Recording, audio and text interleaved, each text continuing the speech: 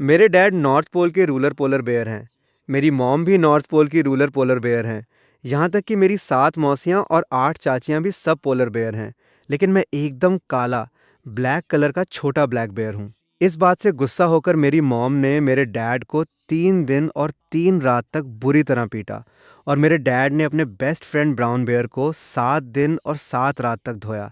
लेकिन फिर भी वो ये पता नहीं लगा पाए कि मेरा कलर अलग क्यों है। गुस्से में आकर मेरे ओल्ड मैन ने एक फीमेल ब्राउन बेयर के साथ घर छोड़ दिया, और मेरी मॉम भी डैड को ढूंढने निकल गई और 7 दिन तक वापस नहीं आई। इस तरह 2 गैर जिम्मेदार पेरेंट्स ने मुझे ऐसे ही मरने के लिए छोड़ दिया। इस वक्त मैंने अपना पिचका हुआ पेट रगड़ा और सोच ही रहा था कि क्या मॉम को ढूंढने बाहर जाऊं। तभी दूर से एक बहुत ही फेमिलियर दहाड़ सुनाई दी। मैंने देखा कि खून से सना एक विशालकाय पोलर बेयर धीरे धीरे मेरी तरफ आ रहा है। मैं बहुत खुश हुआ। अरे वाह, मेरी बेयर मॉम वापस आ गई। लेकिन गुफा के मुहाने तक पहुंचने से पहले ही मॉम जमीन पर गिर पड़ी। मैं तुरंत दौड़कर उसके पास गया और चेक किया तो देखा कि उसके फोरआर्म पर चोट लगी है। बाएं हाथ के पीछे एक घाव खुला हुआ था। अगर इसका ट्रीटमेंट नहीं किया गया तो शायद वो ज़्यादा देर तक जिंदा नहीं बचेगी। क्या करूं क्या करूं, मेरे दिमाग में लगातार कई सारे आइडियाज़ चल रहे थे। काफ़ी देर सोचने के बाद मैं पास के एक घास के मैदान में गया, ये देखने के लिए कि क्या वहाँ कोई कॉमन हर्ब्स मिल सकती हैं। ये नहीं है, ये भी नहीं है।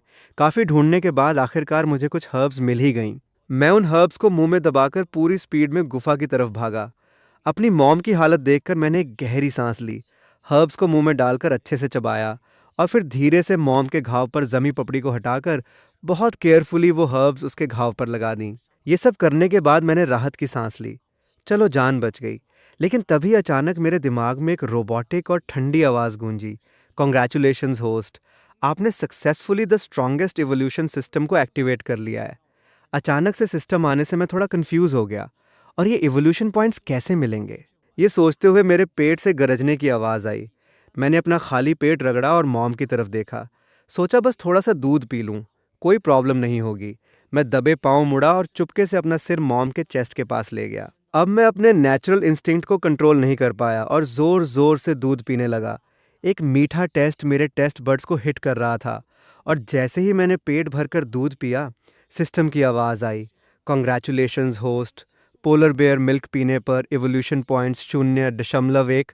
पेट भरने के बाद मैं मॉम के हाथ को तकिया बनाकर आराम से लेट गया।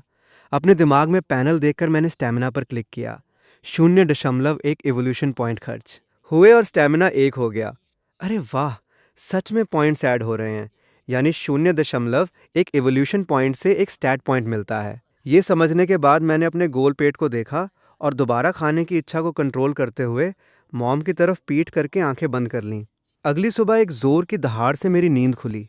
मैंने मुड़कर देखा तो मॉम अपनी जीभ से घाव पर लगी हर्ब्स को चाट कर हटाने की कोशिश कर रही थी।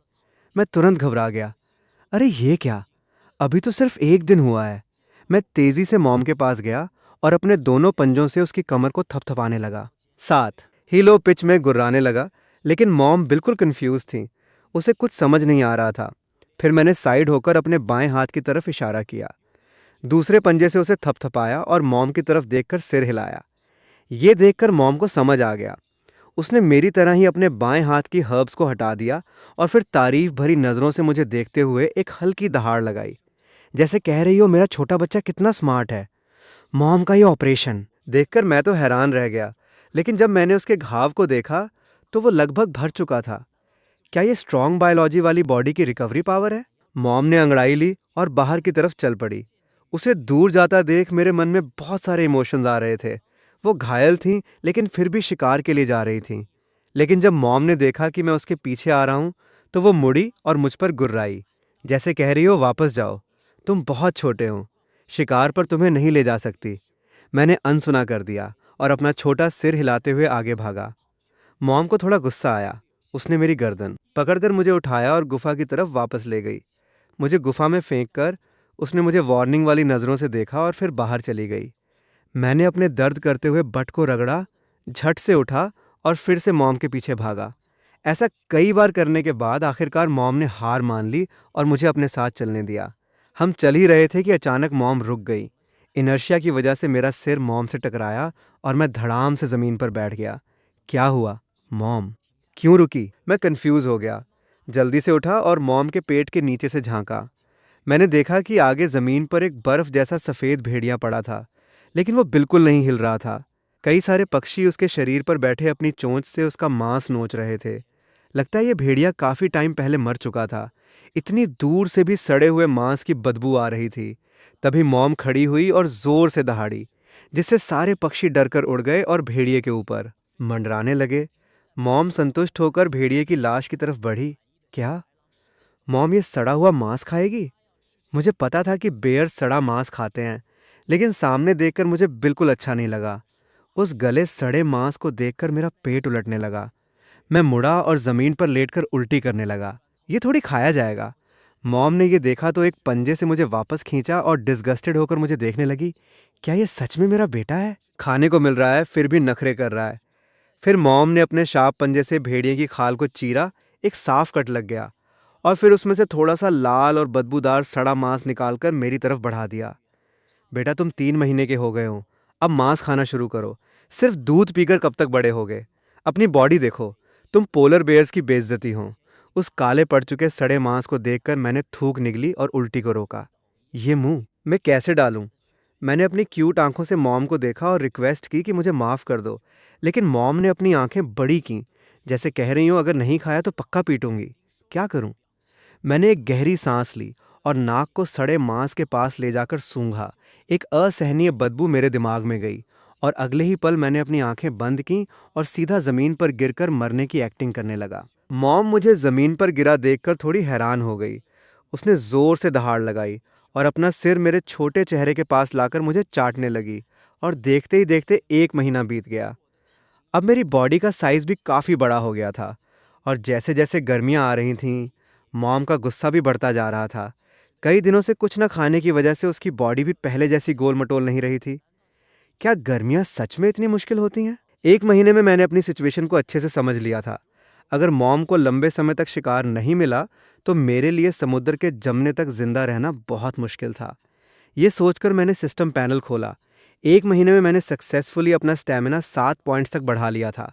अब एक दिन कुछ न खाऊं तो भी आराम से निकाल सकता था। लेकिन पिछले 2 दिनों की सोच विचार के बाद मुझे लगा कि मैंने गलती की।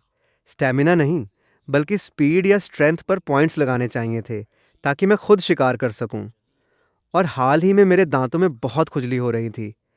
क्लिफ पर बैठे पक्षियों को देखकर मेरे दिमाग में हमेशा यही ख्याल आता था कि कैसे उनकी गर्दन एक ही बार में तोड़ दूं। शायद अब मांस खाने का टाइम आ गया था। मैं धीरे धीरे अपनी फेवरेट जगह पर गया और छांव में आलस से लेट गया। क्लिफ पर बैठे बत्तख जैसे पक्षियों को टेढ़ी नज़रों से देखने लगा। हाल ही में जब भी मैं यहाँ आराम करता, ये पक्षी आकर मेरा मजाक उड़ाते थे। ये मुझे बिल्कुल बर्दाश्त नहीं था, लेकिन मैं जंप करके उन्हें पकड़ भी नहीं सकता था। सोचो, नॉर्थ पोल का रूलर एक पक्षी से चिढ़ रहा है।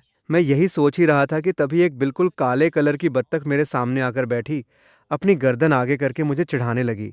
देखा तुमने? ये डरपोक भालू एकदम निकम्मा है, ये मेरा कुछ नहीं बिगाड़ सकता। उस बत्तख की कर्कश आवाज़ सुनकर मैं झट से उठा, अपना बट झाड़ा और गुफा के अंदर चला गया। सूअर बर्दाश्त कर सकता है, लेकिन भालू नहीं।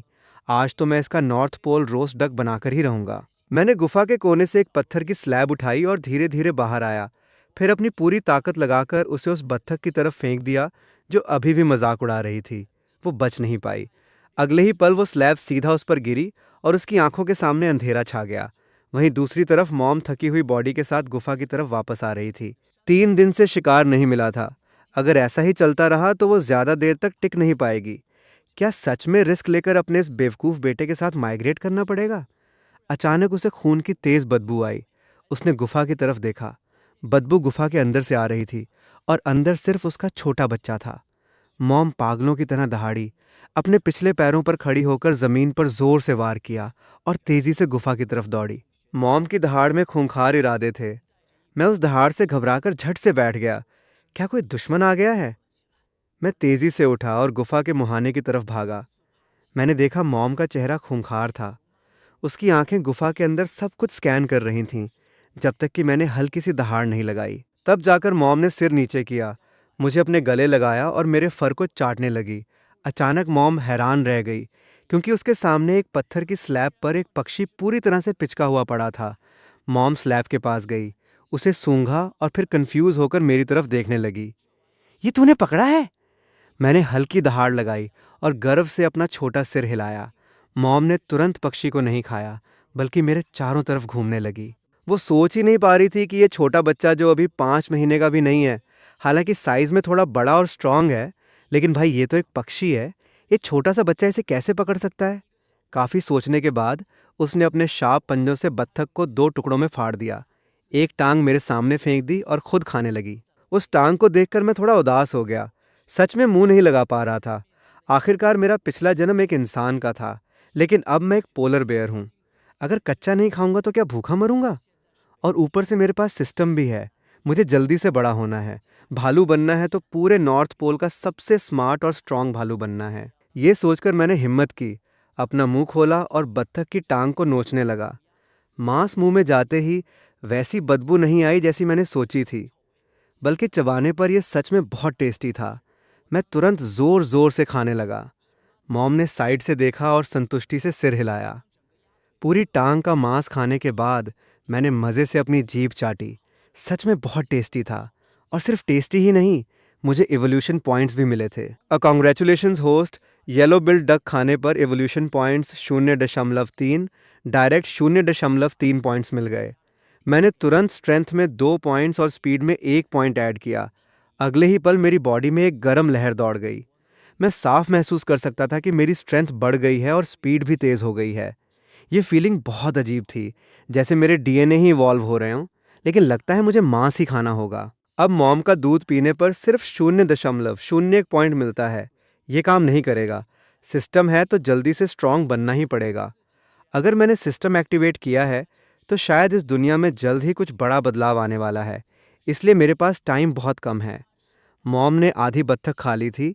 कई दिनों बाद मांस मिला था तो उसका पेट अब थोड़ा शांत था। वो खुशी से अपनी जगह पर लेट गई, अपना हाथ बढ़ाकर मुझे अपने पास खींचा और आंखें बंद कर लीं। मैंने मॉम की तरफ देखा और एक गहरी सांस ली। मुझे नहीं पता था कि फैमिली का प्यार ऐसा होता है। पिछले जन्म में मैं एक अनाथ था। मुझे कभी फैमिली का प्यार नहीं मिला था।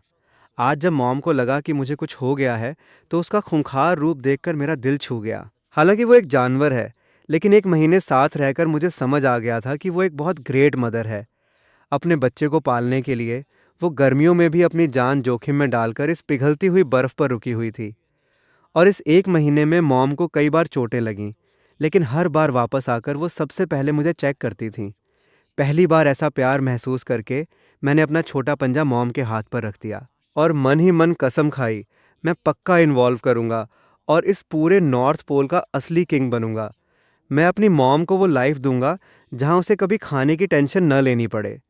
जब मैंने आंखें खोलीं तो मॉम गायब थीं। पक्का वो सुबह सुबह शिकार ढूंढने निकल गई होगी। मैंने अंगड़ाई ली और धीरे से गुफा से बाहर आया। मेरा पेट फिर से भूख से चिल्लाने लगा था, तो मैंने सोचा कि फिर से वही ट्रिक अपनाऊं और कुछ बत्तखें पकड़ लूं। लेकिन तभी समुद्र की तरफ से एक बहुत बड़ा धमाका सुनाई दिया। मैंने मुड़कर देखा। एक बिल्कुल काले कलर की बड़ी मछली हवा में उछली और किनारे की चट्टानों पर आ गिरी। ये देखकर मैं पूरी स्पीड से समुद्र की तरफ भागा। पास जाकर देखा तो वो काली मछली अपनी पूंछ पटक रही थी और तड़प रही थी। लगता है ये एक घायल छोटी व्हेल है। हालांकि छोटी थी, लेकिन साइज में एक छोटी एसयूवी जैसी बड़ी थी। मैं धीरे धीरे उस छोटी व्हेल के पास गया। मेरा भूखा पेट फिर से प्रोटेस्ट करने लगा। मैंने अपना पंजा बढ़ाया, उसके घाव के पास हल्के से चीरा लगाया और सीधा उसका एक टुकड़ा काट कर खा गया। Congratulations host. Arctic mink well खाने पर एवोल्यूशन पॉइंट्स 0.5, सिर्फ एक बाइट से 0.5 पॉइंट्स मिल गए। हजारों किलो की इस वेल को देखकर मेरी भालू वाली आंखों में चमक आ गई। ये मुझे बहुत हाई लेवल तक इन्वॉल्व करने के लिए काफ़ी था। ये सोचकर मैंने फिर से खाना शुरू किया, लेकिन तभी दूर से एक दहाड़ सुनाई दी। आवाज़ सुनते ही मैंने अपने दोनों पंजे वेल पर रखे और खड़ा हो गया। मैंने देखा कि एक बर्फ़ जैसा सफ़ेद भेड़िया तेज़ी से मेरी तरफ दौड़ रहा था। ये देखकर मैं तुरंत नीचे झुक गया।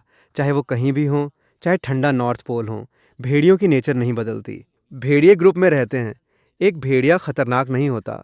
खतरनाक ये होता है कि अगर एक दिख गया तो दूर पक्का पूरा झुंड होगा।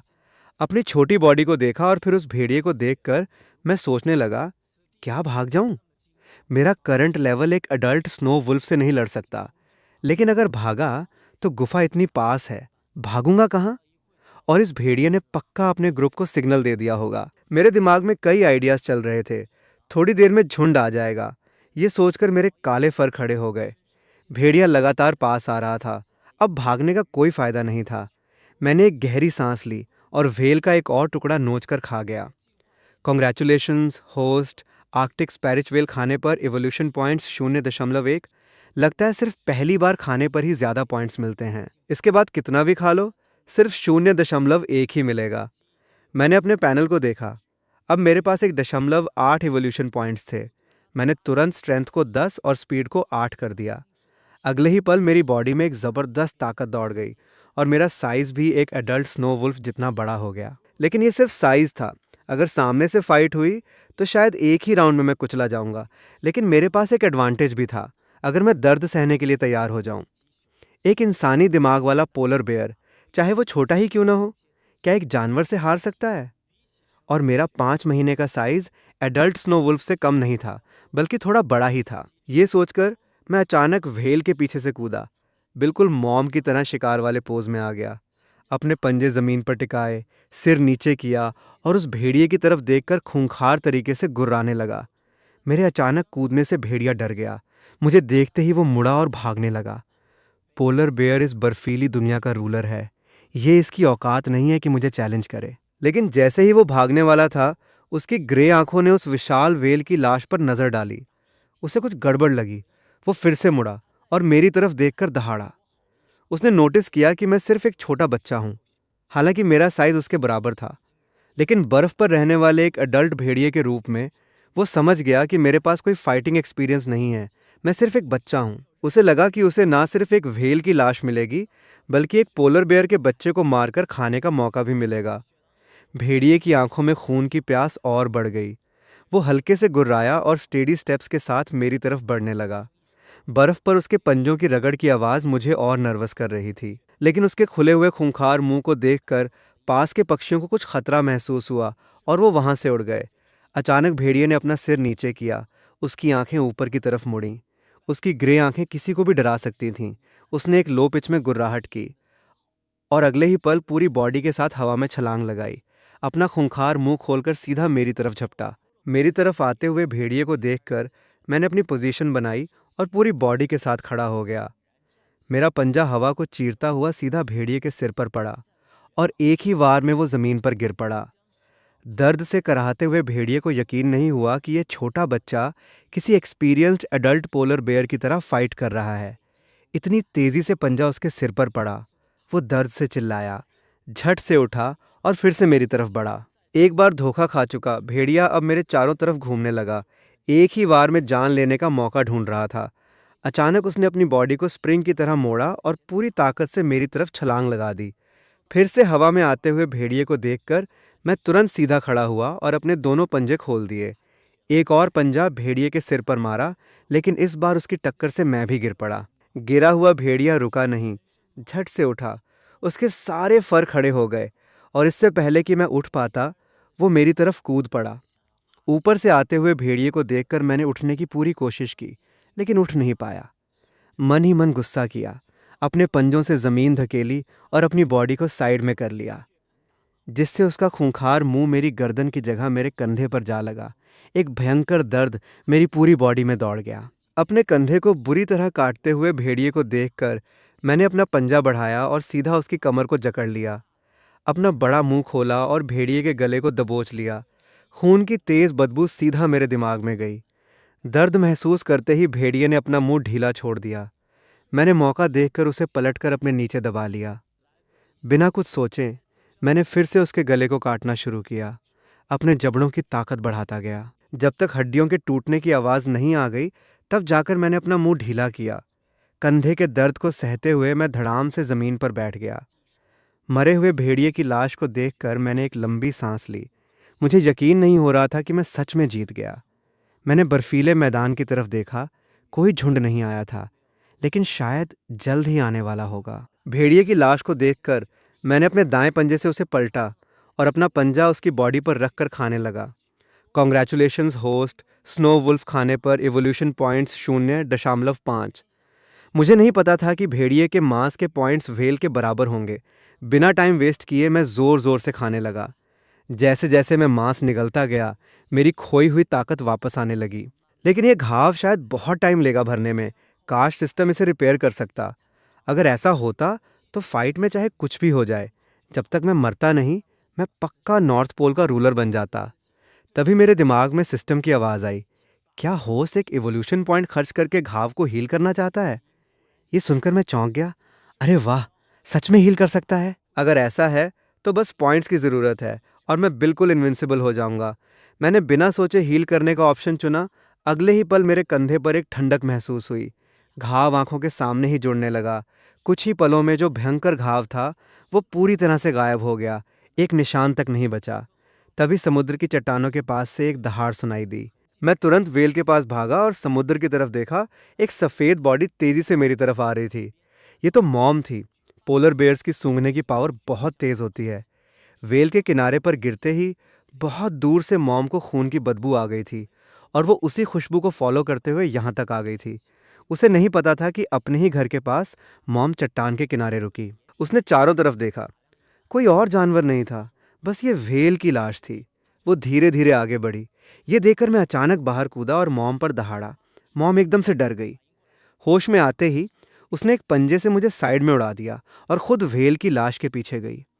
और फिर मॉम बिल्कुल फ्रीज हो गई, क्योंकि वहाँ एक स्नो वुल्फ की लाश भी पड़ी थी। वो नीचे झुकी, उसे सूंघा और पाया कि ये अभी अभी मरा हुआ ताज़ा भेड़िया है। एक पल के लिए उसका दिमाग काम करना बंद हो गया। वो तुरंत अलर्ट हो गई और चारों तरफ देखने लगी। मुझे पूरी तरह इग्नोर कर दिया। मॉम के दिमाग में ये बात आई ही नहीं कि ये भेड़िया उसके बेटे ने मारा है। एक चक्कर लगाने के बाद जब कोई और नहीं दिखा तो वो तेज़ी से व्हेल की लाश के पास आई। अपने पंजों से व्हेल की खाल चीरी और खाने लगी।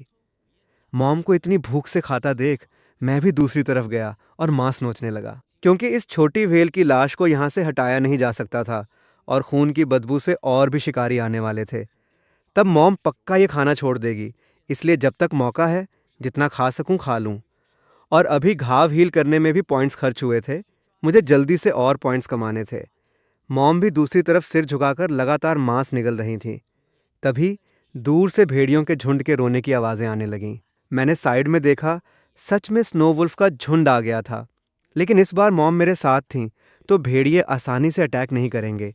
आवाज़ सुनकर मॉम खड़ी हुई, एक जोर की दहाड़ लगाई और तेज़ी से आगे की तरफ दौड़ी। भेड़ियों का झुंड ये देखकर तुरंत बिखर गया। उनके मुंह से लगातार गुर्राहट निकल रही थी। मैंने भी जोर से दहाड़ लगाई, बिल्कुल मॉम की तरह सिर नीचे करके उस झुंड को घूरने लगा। तभी एक बहुत ही मस्कुलर और सफ़ेद फर वाला विशाल भेड़िया झुंड के बीच से बाहर आया। वो बाकी भेड़ियों के सामने टहल रहा था। उसकी ठंडी और चालाक आंखें बार बार दूर पड़ी व्हेल की लाश को देख रही थीं। उसके मुंह से लो पिच वाली गुर्राहट निकल रही थी। मॉम ने यह देखकर जोर से दहाड़ लगाई और कुछ कदम आगे की तरफ दौड़ी। अल्फा वुल्फ तुरंत पीछे हटा, बाकी झुंड भी कई कदम पीछे हट गया। तभी अल्फा ने आसमान की तरफ देखकर एक लंबी दहाड़ लगाई और तेजी से साइड की तरफ मुड़ गया। बाकी भेड़िए भी उसके पीछे हो लिए, लेकिन वो झुंड वहां से गया नहीं, बल्कि व्हेल की लाश से थोड़ी ही दूरी पर जाकर खड़ा हो गया। मॉम ने गुस्से से उन्हें देखा, लेकिन कुछ बोली नहीं। धीरे से मुड़ी और वापस व्हेल की लाश की तरफ चल पड़ी। मुझे थोड़ा अजीब लगा, लेकिन मैं भी मॉम के पीछे पीछे वापस खाने चला गया। मुझे थोड़ी भरी भरी फीलिंग हो रही थी, लेकिन फिर भी मैं ज़ोर ज़ोर से व्हेल खा रहा था, क्योंकि इवोल्यूशन पॉइंट्स बहुत ज़रूरी थे। मैं बार बार मुड़कर दूर खड़े भेड़ियों को देख रहा था, कहीं वो अटैक न कर दें। लेकिन मॉम को बिल्कुल टेंशन नहीं थी। उसने सिर तक नहीं उठाया। अपना पूरा सिर व्हेल के पेट के अंदर डालकर बस चबाती और निगलती रही। पेट भरने के बाद ही मॉम मुड़ी और स्नो वुल्फ की लाश के पास गई। अपने मुंह से भेड़िए की लाश को पकड़ा और धीरे धीरे गुफा की तरफ खींचते हुए ले जाने लगी। जब तक हम काफ़ी दूर नहीं चले गए, तब जाकर वो भेड़ियों का झुंड व्हेल की लाश पर टूट पड़ा। तब मुझे समझ आया, यही इस बर्फीले मैदान का रूल है। गुफा में वापस आने के बाद मॉम लगातार मुहाने के पास टहल रही थी। मॉम को इस तरह घूमता देख मुझे बिल्कुल समझ नहीं आ रहा था कि क्या हो रहा है। काफ़ी देर बाद मॉम ने मेरी तरफ देखकर एक दहाड़ लगाई और फिर मुड़कर मैदान की तरफ चल पड़ी। मुझे मॉम का इरादा समझ नहीं आया। मैं बस उसके पीछे पीछे चल दिया। रास्ते में मॉम बहुत तेज़ चल रही थी। पहले की तरह रुक रुक कर नहीं चल रही थी। रास्ते में कुछ खाने को भी नहीं ढूंढ रही थी। इस बार जैसे उसका कोई फिक्स डेस्टिनेशन हो। हम मैदान के और अंदर की तरफ जा रहे थे। तब जाकर मुझे समझ आया कि मॉम क्या करने वाली है। हम अपना घर बदल रहे थे, यानी माइग्रेट कर रहे थे। गुफा छोड़े हुए अब 3 दिन हो चुके थे। इन 3 दिनों में मॉम मुझे लेकर पहले तो बहुत तेज भागी और अब रास्ते में शिकार करते हुए चल रही थी। डेस्टिनेशन कहाँ है मुझे नहीं पता था, लेकिन मैं समझ गया था कि लाइफ और मुश्किल होने वाली है, क्योंकि इन 3 दिनों में हमें एक भी शिकार नहीं मिला था। हम रोज सिर्फ कुछ जड़ें या कीड़े मकोड़े खाकर पेट भर रहे थे। मॉम के इतने बड़े साइज के लिए इतनी सी चीजें खाकर पेट कैसे भरेगा। लेकिन मुझे भूख नहीं लगी थी, क्योंकि मॉम खुद भूखी होने के बावजूद पहले मुझे पेट भरकर खिलाती थी। तभी मॉम ने एक हल्की दहाड़ लगाई और धीरे धीरे एक बड़ी चट्टान के नीचे से बाहर निकली। मॉम को खड़ा होते देख मुझे पता चल गया कि अब फिर से चलना पड़ेगा। मॉम मुझे लेकर धीरे धीरे आर्कटिक सर्कल की तरफ बढ़ रही थी। शायद वहाँ बर्फ नहीं पिघली होगी, शायद वहाँ हमारे लिए ज़्यादा शिकार मिलेगा।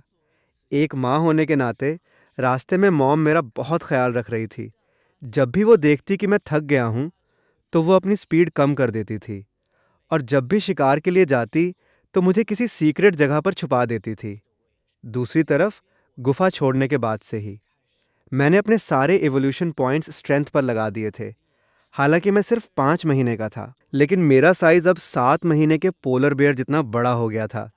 तभी मॉम ने मेरी तरफ देखकर एक दहाड़ लगाई और मुड़कर चट्टानों की तरफ बढ़ने लगी। मैंने देखा कि चट्टान के ऊपर सफ़ेद पंखों वाले पक्षियों का एक झुंड अपने घोंसले बना रहा था। मुझे पता था कि मॉम अब उनके अंडे चुराने वाली है।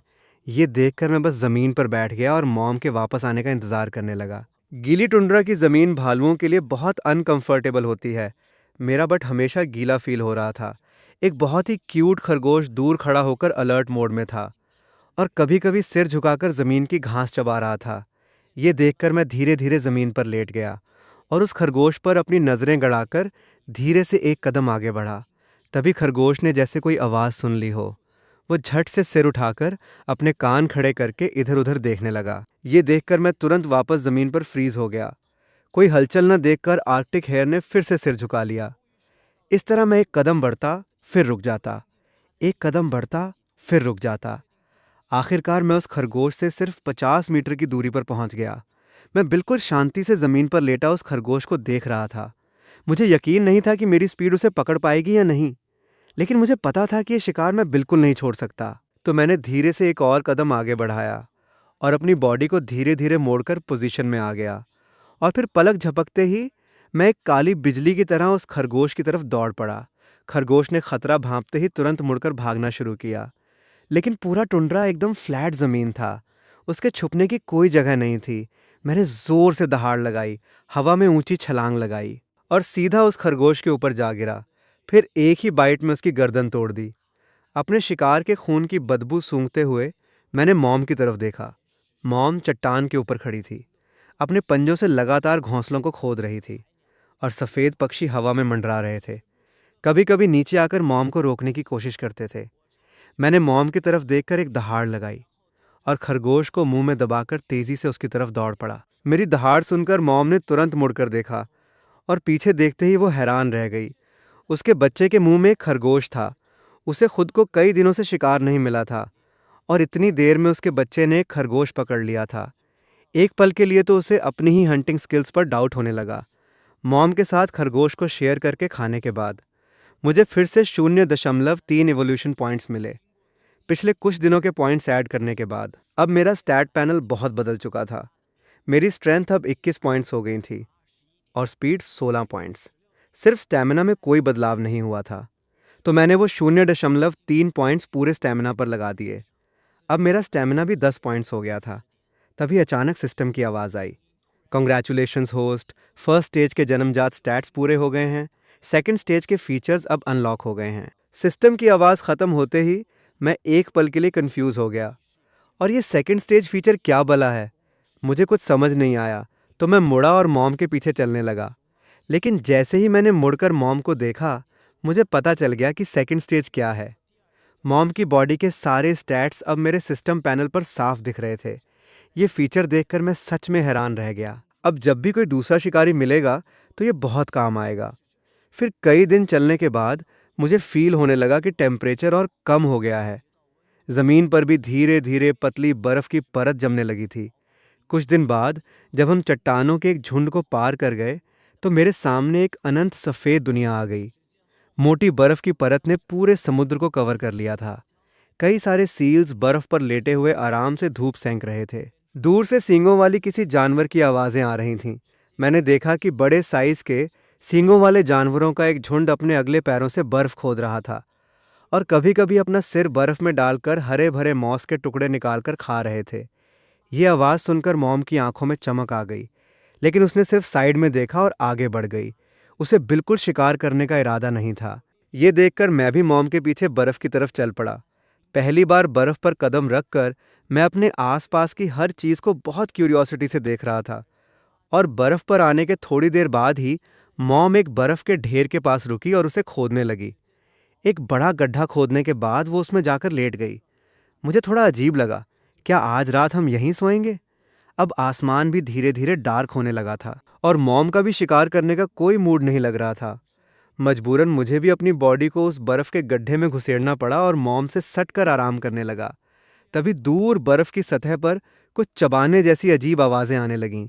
ये सुनकर मैं तुरंत उठकर बैठ गया। मैंने देखा कि एक पतली सी लाल लाइट मेरी तरफ आ रही है।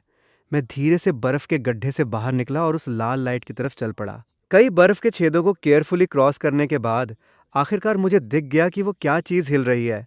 वो एक सफ़ेद फोम से ढका हुआ कैमरा था। अरे! यहाँ इंसान भी हैं? मैंने तुरंत चारों तरफ देखा, लेकिन कोई इंसान नज़र नहीं आया। लेकिन सेफ्टी के लिए मैंने उसे तोड़ने का ही डिसाइड किया।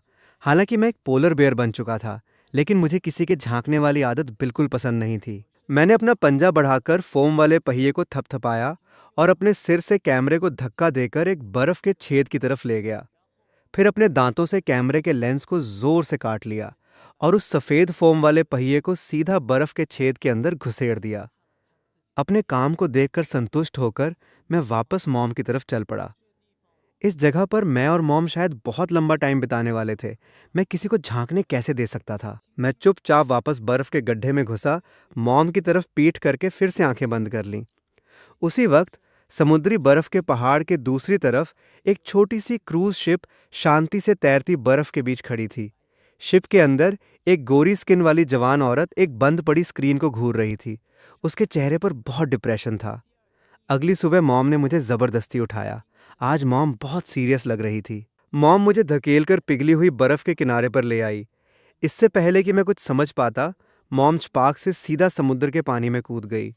मैंने समुद्र पर तैरती बर्फ़ को देखा और फिर गहरे नीले पानी को डर के मारे मैं 2 कदम पीछे हट गया। मॉम ने मुझे देखकर एक दहाड़ लगाई और मुड़कर दूर तैरती एक बर्फ़ की चट्टान की तरफ तैरने लगी। क्या बकवास है!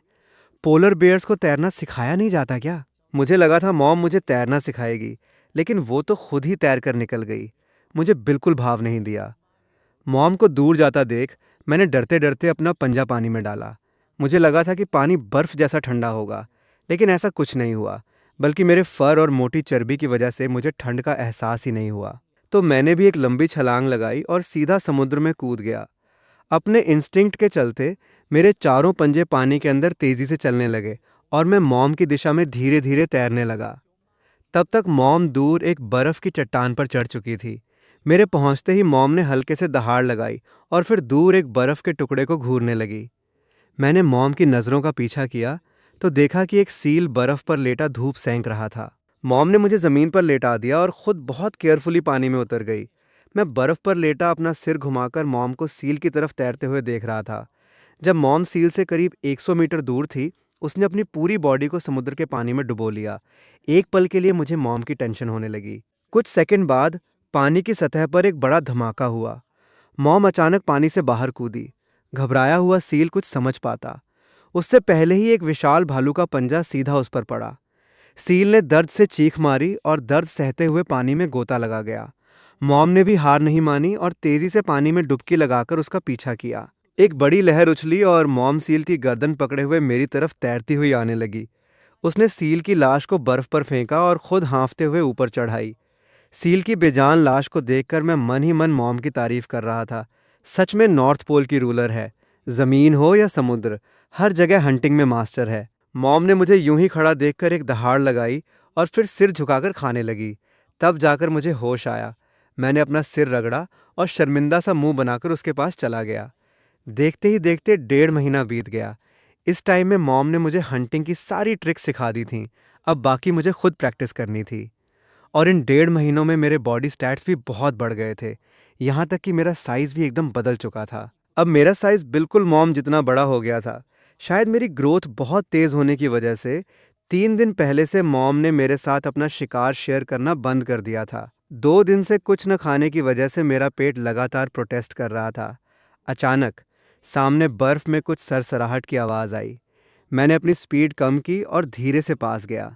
मैंने देखा कि ग्रे फर वाला एक छोटा सा लेमिंग खड़ा था और अपने सामने खड़े इस विशालकाय जानवर को घूर रहा था। उस डरे हुए चूहे को देखकर मैंने बेजारी से सिर हिलाया। रहने दो। हालांकि लेमिंग असली चूहा नहीं होता, लेकिन इसे खाने का मेरा बिल्कुल मन नहीं था। काफ़ी ढूंढने के बाद आखिरकार मुझे बर्फ़ के ढेर में एक आर्कटिक हेयर मिल ही गया। अब मैं वो पुराना बच्चा नहीं था जिसे खरगोश पकड़ने में आधा दिन लग जाता था। मैं धीरे से छुपा और अचानक स्प्रिंग की तरह छलांग लगाकर एक पंजे में खरगोश को हवा में उड़ा दिया। पूरा खरगोश खाने के बाद मेरे भूखे पेट की चीखें थोड़ी शांत हुईं। हालांकि अभी भी भूख थी, लेकिन कम से कम थोड़ी राहत तो मिली। लेकिन जैसे ही मैं मुड़कर समुद्र की तरफ जाने लगा, दूर से भेड़ियों के झुंड की दहाड़ें सुनाई दीं।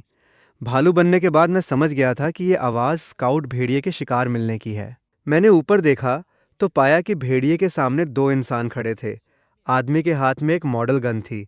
हालांकि वो बंदूक भेड़िए की तरफ थी, लेकिन आदमी के हाथ बुरी तरह कांप रहे थे। और औरत ने अपनी बाहों में एक टूटा हुआ कैमरा पकड़ा हुआ था, बिल्कुल वही जो मैंने कुछ दिन पहले तोड़ा था। तभी भेड़िए ने फिर से दहाड़ लगाई और उन दोनों की तरफ बढ़ने लगा। ये देखकर कि ये दोनों मरने वाले हैं, मुझे थोड़ा दया आ गई। आखिरकार पिछले जन्म में मैं भी इंसान ही था। तो मैं एक तेज सफ़ेद बिजली की तरह पलक झपकते ही उन दोनों के सामने जा पहुंचा और बिना उन्हें मौका दिए एक पंजे से भेड़िए को साइड में उड़ा दिया। फिर तेज़ी से उसके ऊपर कूदा और उसकी गर्दन तोड़ दी। जब तक उसमें जान की कोई निशानी नहीं बची, मैंने भेड़िए की लाश को साइड में फेंक दिया और मुड़कर उन 2 इंसानों की तरफ देखा। दोनों की नाक ऊंची और आंखें नीली थीं। मैं उनके पास गया और उन्हें सूंघा। मुझे पके हुए बीफ की खुशबू आई। मैंने उन पर दहाड़ लगाई, अपने दोनों पंजे उठाए और पूरी बॉडी के साथ खड़ा हो गया। एक पंजे से आदमी के हाथ की नकली बंदूक गिरा दी और फिर कैमरे को भी पीट पीट कर चकनाचूर कर दिया। तब जाकर मैं धीरे से मुड़ा और उनके बीच में आ गया। इस वक्त मेरे मुंह के फर पर अभी भी भेड़िए का खून लगा हुआ था। मेरी इस हरकत से दोनों डरकर जमीन पर गिर पड़े। मैंने एक झटके में औरत का बैग खींचा, अपने पंजे से बैग को दबाया और मुंह से जोर से खींचा। बैग तुरंत फट गया और एक मुट्ठी के साइज का पका हुआ बीफ बाहर गिर पड़ा। मैंने अपने दोनों पंजों से बीफ को दबाया, अपने शार्प दांतों से हल्के से पैकेट को चीरा और अपनी जीभ से बीफ को मुंह में डाल लिया। अरे वाह! ये तो बहुत ही कमाल का टेस्टी था। बहुत टाइम बाद पका हुआ खाना खाया था। मैंने अपने पैनल की तरफ देखा। इस बार कोई इवोल्यूशन पॉइंट्स नहीं मिले। लगता है प्रोसेस्ड पका हुआ खाना पॉइंट्स नहीं देता। बीफ निगलने के बाद मैंने बैग का सारा सामान बाहर निकाल दिया। गिरी हुई चीज़ों को देखकर मैं एकदम स्पीचलेस हो गया। एक बीफ के टुकड़े के अलावा पूरे बैग में सिर्फ कुछ कंप्रेस बिस्कुट थे। बिस्कुट खाने के बाद मैंने उन दोनों को इग्नोर किया और सीधा दूर पड़ी भेड़िए की लाश की तरफ चला गया। लाश को मुंह में दबाया और धीरे धीरे गुफा की तरफ चल पड़ा। आज का शिकार बहुत अच्छा रहा। एक स्नो वुल्फ मारा। पक्का घर जाकर मॉम बहुत हैरान होगी। और इस घटना के बाद ये दोनों इंसान शायद दोबारा कभी मेरी जासूसी नहीं करेंगे। दूसरी तरफ मॉम मुझे इतनी देर तक वापस न आता देख चिंतित हो गई थी। पिछले कुछ दिनों से उसका बेटा शिकार नहीं पकड़ पा रहा था, ये वो देख रही थी। लेकिन वो इसलिए भी अपना शिकार मुझे नहीं दे सकती थी, क्योंकि बच्चों को बड़ा होना होता है और खुद से जीना सीखना होता है। लेकिन इतनी देर तक न आने पर वो फिर भी परेशान थी। जैसे ही वो मुझे ढूंढने निकलने वाली थी, अचानक हवा में खून की हल्की सी बदबू आई। मॉम तुरंत अलर्ट होकर सिर उठाकर देखने लगी। अब रात हो चुकी थी। पोलर बेयर्स की नाइट विजन इंसानों जैसी ही होती है, बहुत दूर तक साफ नहीं दिखता। लेकिन मॉम ने अपने बेटे की खुशबू पहचान ली। हालांकि उसमें खून की बदबू मिक्स थी, लेकिन था तो वो उसका अपना बच्चा ही। मॉम ने आसमान की तरफ देखकर एक दहाड़ लगाई। मॉम की पुकार सुनते ही मैंने मुंह में दबी भेड़िए की लाश को कसा और तेजी से मॉम की तरफ दौड़ पड़ा। मॉम के सामने पहुंचकर मैंने गर्व से भेड़िए की लाश को जमीन पर फेंका और अपना पंजा उसके ऊपर रख दिया। देखो मॉम, कैसा रहा? तुम्हारे बेटे ने एक भेड़िया शिकार किया है। मॉम ने ज़मीन पर पड़ी भेड़िए की लाश को नहीं देखा, बल्कि मेरे चारों तरफ घूमकर मुझे चेक करने लगी। जब उसे यकीन हो गया कि मुझे कोई चोट नहीं लगी है, तब जाकर उसने नीचे देखकर भेड़िए को देखा। हमने बर्फ़ के ढेर के पास वाली बर्फ़ की सतह पर उस भेड़िए को बांटकर खा लिया। मानना पड़ेगा, पोलर बेयर्स का खाने का कैपेसिटी सच में कमाल का होता है। 40 किलो का भेड़िया खाने के बाद भी मेरा पेट सिर्फ आधा ही भरा था। मैं बर्फ़ के ढेर के सबसे पास वाले एक बर्फ़ के छेद के पास गया। अपना पंजा बढ़ाकर मुंह के आसपास के फर को साफ किया। हालांकि मैं एक पोलर बेयर बन गया था, लेकिन बेसिक हाइजीन तो फॉलो करनी ही थी। सब साफ करने के बाद मैं आराम से टहलते हुए बर्फ़ के ढेर के पास गया और मॉम से सट कर लेट गया। बाकी सारे भालू बहुत जल्दी सो जाते हैं, जैसे मॉम पेट भरते ही, चाहे दिन हो या रात, लेटते ही 1 मिनट के अंदर पक्का सो जाती है। लेकिन मैं ऐसा नहीं कर सकता। मुझे हर रात बहुत देर तक करवटें बदलनी पड़ती हैं, तब जाकर नींद आती है। दूर समुद्र को देखते हुए मैं एकदम खो सा गया। अब तक मैं पोलर बेयर वाली लाइफ का पूरी तरह आदी हो चुका था। सब कुछ धीरे धीरे ट्रैक पर आ रहा था। अगर सब ठीक रहा तो अगले साल मुझे अपना खुद का टेरिटरी ढूंढना होगा। पोलर बेयर्स सोलो रहना पसंद करते हैं, बहुत कम ही साथ रहते हैं। क्या मुझे भी भविष्य में ऐसे ही अकेले रहना होगा? और फिर कोई छोटी फीमेल बेयर ढूंढकर कुछ बेबी बेयर्स पैदा करने होंगे। बहुत देर तक सोचने के बाद भी नींद नहीं आई, तो मैं झट से खड़ा हो गया और बर्फ की सतह पर दूर की तरफ चलने लगा। पता नहीं कितनी देर चला। जब मैं वापस मुड़ने ही वाला था, मेरे पैरों के नीचे से बर्फ टूटने की आवाज़ आई। अगले ही पल मेरी पूरी बॉडी पानी में जा गिरी। मैंने तुरंत अपने पंजे बर्फ की सतह पर मारे और किनारे को कसकर पकड़ लिया। अपनी बट को जोर लगाते हुए धीरे धीरे ऊपर खींचा, लेकिन तभी फिर से बर्फ टूटने की आवाज़ आई। लेकिन इस बार मेरे नीचे की बर्फ नहीं टूटी थी, बल्कि ये आवाज़ मेरे पीछे से आई थी। मैंने झट से मुड़कर देखा तो एक शार्क मेरी तरफ तैरती आ रही थी। ये देखकर मेरे सारे फर खड़े हो गए। मैंने पूरी ताकत लगाकर अपना बट बर्फ पर खींचा। मैंने हैरानी से अपने ठीक नीचे तैरती उस शार्क को देखा। उसका साइज़ बहुत बड़ा था। उसकी पीठ का फिन पानी के ऊपर निकला हुआ था, जो उसकी पहचान बता रहा था। लेकिन काफ़ी देर देखने के बाद मुझे लगा कि ये शार्क बहुत धीरे तैर रही है, तो मैंने सिस्टम से उसके स्टैट्स चेक किए, तो पता चला कि इसकी स्पीड सिर्फ 21 पॉइंट्स हैं। भाई, तू मजाक कर रहा है क्या? अपने सामने तैरती शार्क को देखकर मेरे दिमाग में एक बोल्ड आइडिया आया। इस शार्क का वजन कम से कम 1000 किलो तो होगा ही। ये मुझे और मॉम को कई दिनों तक खिलाने के लिए काफ़ी है, लेकिन रिस्क भी बहुत ज़्यादा है। 120 की स्ट्रेंथ, शायद एक ही बाइट में मुझे 2 टुकड़ों में काट दे। हालांकि मेरी स्पीड इससे बहुत ज़्यादा है, लेकिन स्ट्रेंथ के मामले में इसे मारने के लिए मुझे बहुत देर तक काटना पड़ेगा। और पानी में अगर खून ज़्यादा फैला तो पक्का दूसरे शिकारी जानवर आ जाएंगे। जब मैं सोच ही रहा था कि रिस्क लूं या नहीं, मेरे नीचे की बर्फ अचानक टूट गई। पानी में मौजूद ग्रीनलैंड शार्क ने अटैक कर दिया। सिर्फ एक पल में मैं वापस समुद्र में जा गिरा। ग्रीनलैंड शार्क ने तुरंत अपना खूंखार मुंह खोला और मेरी तरफ झपटी। ये देखकर मैंने तेजी से अपनी बॉडी घुमाई। पानी से बाहर निकले मेरे सिर ने जोर से दहाड़ लगाई। अब तक मुझे शार्क को काटने का मौका नहीं मिला था। मैं सिर्फ अपने पंजों से उसे नोच रहा था। हालांकि इससे शार्क को चोट लग रही थी, लेकिन यह जानलेवा नहीं था। अगर ऐसा ही चलता रहा तो मैं खुद ही खत्म हो जाऊंगा। मैं उस शार्क को घूर रहा था, एक पल के लिए भी लापरवाही नहीं बरत सकता था। वहीं दूसरी तरफ ग्रीनलैंड शार्क भी बहुत परेशान थी। उसकी पीठ पर लगातार जलन हो रही थी। उसे चोट की इतनी टेंशन नहीं थी, लेकिन अगर वो घायल हो गई तो उसके और भी खूंखार साथी उसे ही खा जाएंगे। ये सोचकर उसने अपनी पूंछ तेजी से हिलाई, अपनी स्पीड बढ़ाने की कोशिश करने लगी। अपनी तरफ आती शार्क को देखकर मैं पानी में बिल्कुल शांत तैरता रहा। जैसे ही वो पास आई, मैंने अपने पंजे तेजी से ऊपर की तरफ चलाए। पलक झपकते ही उसकी पीठ पर पहुंच गया। अपने दोनों अगले पंजे उसकी पीठ में गड़ा दिए और फिर अपना बड़ा मुंह खोलकर सीधा उसकी पीठ पर काट लिया। भयंकर दर्द महसूस करते ही शार्क पागलों की तरह अपनी बॉडी हिलाने लगी। मुझे झटकने की कोशिश करने लगी, लेकिन मेरे पंजे उसके मांस में बुरी तरह धंसे हुए थे। मैंने अपने मुंह से जोर लगाया और एक बड़ा मांस का टुकड़ा नोच लिया। बिना कुछ सोचे मैंने फिर से सिर झुकाया और काटने लगा। तभी अचानक पानी में एक बहुत बड़े गिरने की आवाज़ आई। मुझे फील हुआ कि मेरे पीछे कुछ तेज़ी से आ रहा है। अगले ही पल एक जानी पहचानी सफ़ेद बॉडी मेरे बिल्कुल पास आ गई और उसने भी अपना बड़ा मुंह खोलकर शार्क की पूंछ पर काट लिया। ये मॉम थी। मैंने बिना कुछ सोचे लगातार अपने पंजों से ग्रीनलैंड शार्क की पीठ को नोचना जारी रखा और ग्रीनलैंड शार्क अब पागलों की तरह पानी में इधर उधर गोते मार रही थी। मैं अपने दोनों पंजों से लगातार उसे चीर रहा था। काफ़ी देर बाद शार्क के स्ट्रगल करने की ताकत कम होने लगी। उसके हिलने की स्पीड भी धीमी पड़ गई।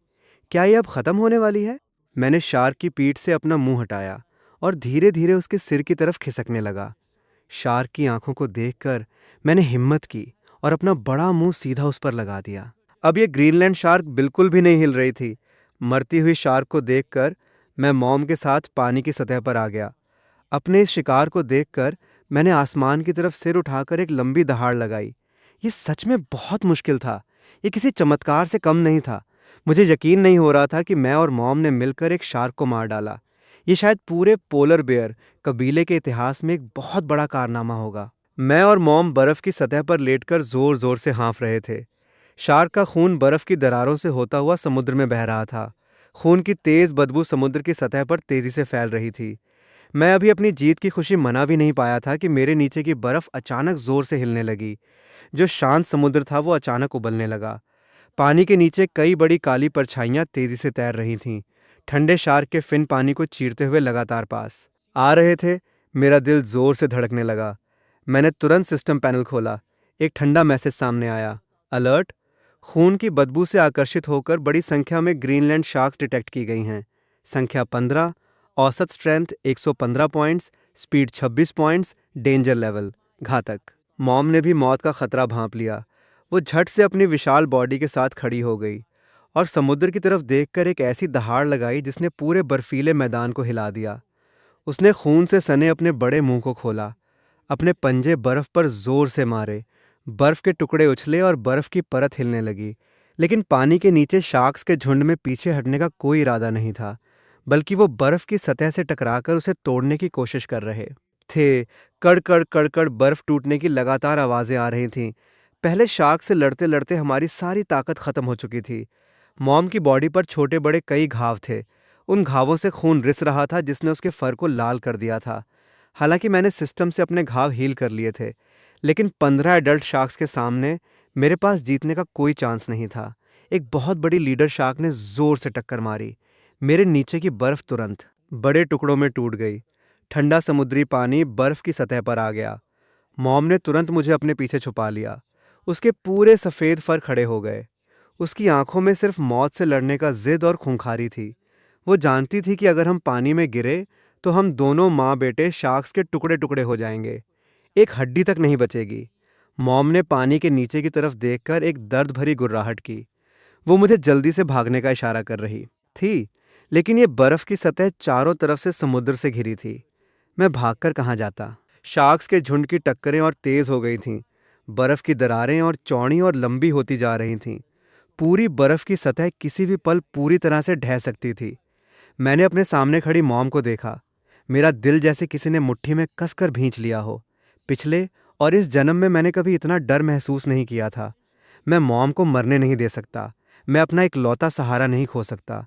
मुझे मॉम को लेकर जिंदा बचना ही होगा। मैंने तुरंत सिस्टम पैनल खोला, अपने सारे जमा किए हुए इवोल्यूशन पॉइंट्स निकाले। बिना एक सेकंड सोचे पागलों की तरह पॉइंट्स ऐड करने लगा। स्ट्रेंथ 20 से 80 पॉइंट्स, स्पीड 16 से 32 पॉइंट्स, स्टैमिना 10 से 18 पॉइंट्स, डिफेंस 10 से 25 पॉइंट्स। एक खूंखार गर्म लहर ने मेरी पूरी बॉडी को घेर लिया। मेरी हड्डियों से हल्की कड़कड़ाहट की आवाज़ आई। मेरे मसल्स पागलों की तरह फूलने लगे। मेरी ताकत कई गुना बढ़ गई।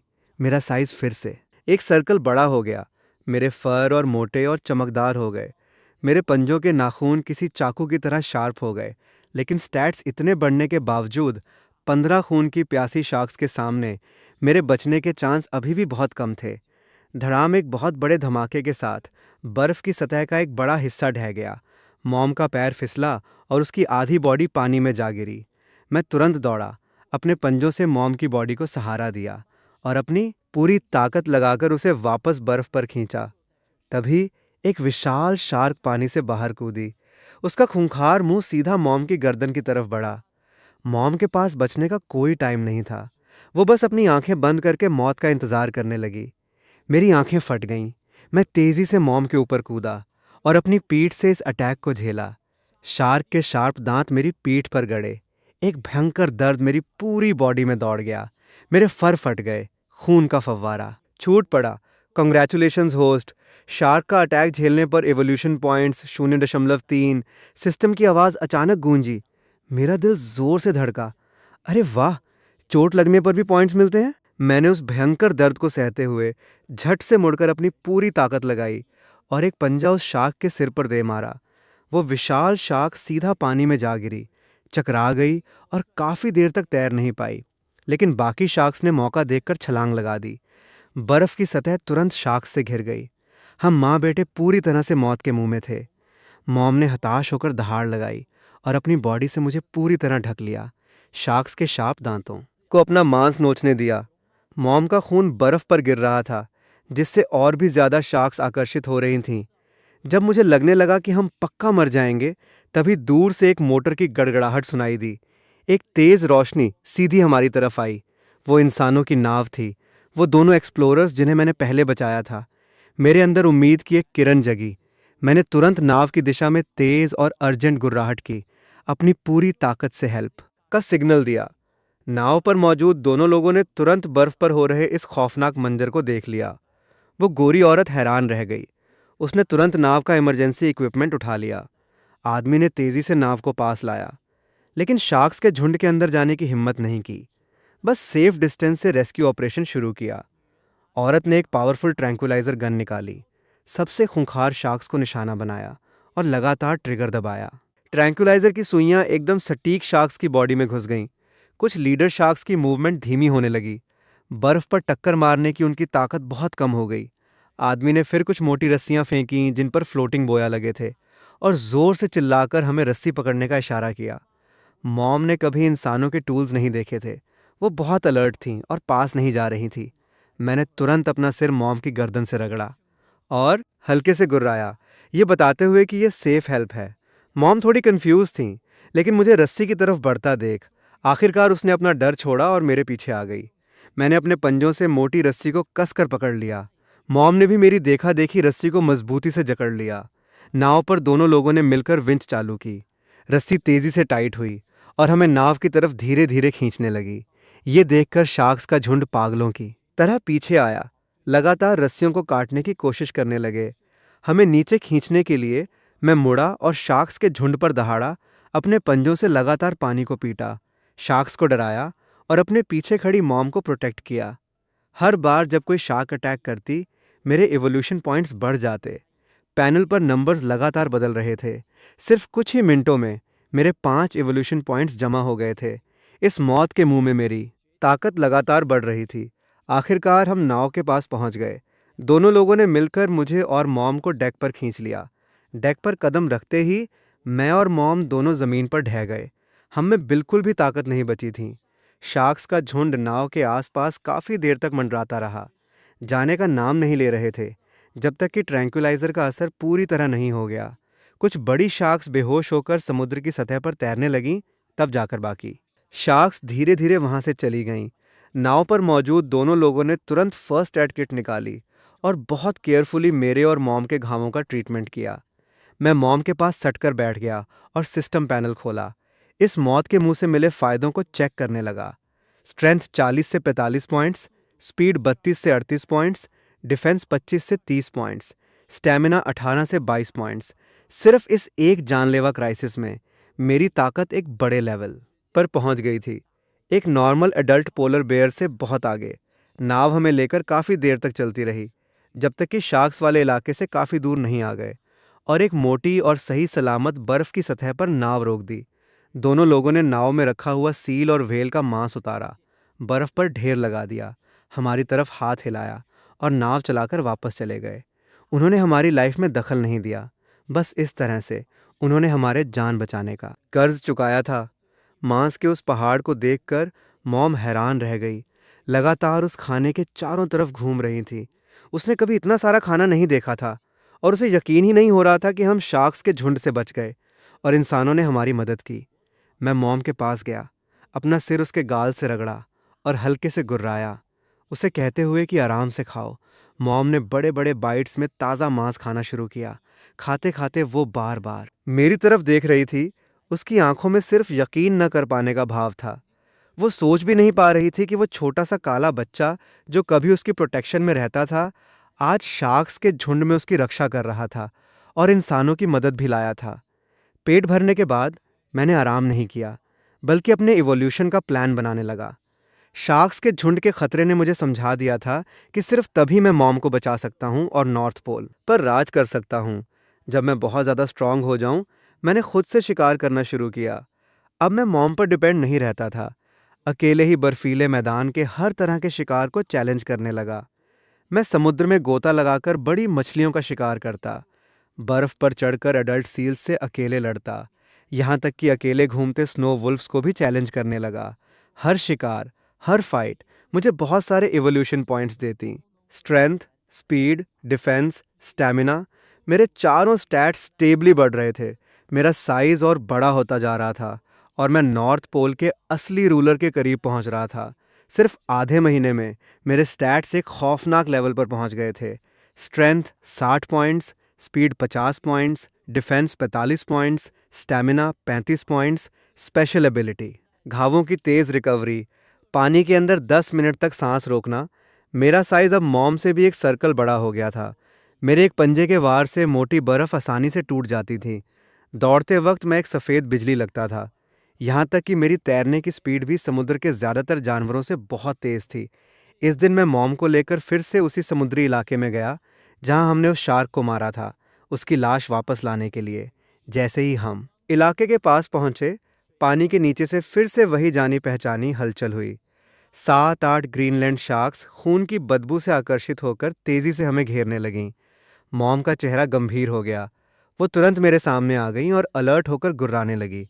मुझे लेकर वहाँ से भागना चाहती थी। मैंने हल्के से मॉम के पंजे को थपथपाया, उसे पीछे हटने का इशारा किया। आज मैं अकेले इन शार्क्स के झुंड से लड़ूंगा। मॉम हैरान रह गई, लगातार गुर्राकर मुझे रोकने की कोशिश करने लगी। उसकी नज़र में शार्क्स का झुंड आज भी एक जानलेवा खतरा था। मैंने पीछे मुड़कर नहीं देखा, सीधा एक छलांग लगाई और ठंडे समुद्री पानी में कूद गया।